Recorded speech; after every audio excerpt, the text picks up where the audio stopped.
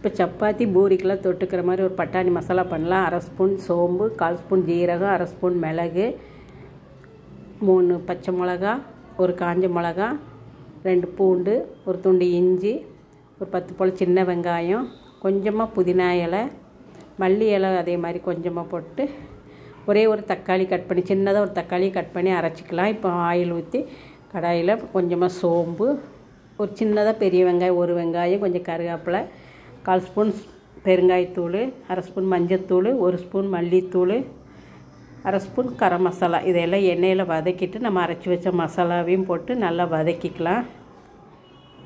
1/2 spoon தயிர், 1 spoon தயிரும் கூட இதில் ஊற்றி நல்லா வதங்கினதுக்கப்புறம் கொஞ்சமாக தண்ணி ஊற்றி நல்லா கொதிக்க விட்டு மசாலாவோட பச்சை வடை போனதுக்கப்புறம் தேவையான உப்பு போட்டு 50 கிராம் பட்டாணியை ஊற வச்சு குக்கரில் ஒரு 4 விசில் விட்டு வேக வச்சுருக்கேன். தண்ணியோடு ஊற்றிக்கங்க. ஊற்றி நல்லா மூடி போட்டு ஒரு 10 நிமிஷம் கொதிக்க வச்சு கடைசியில் மல்லி இலை தூவி இறக்கிட்டிங்கன்னா பட்டாணி மசாலா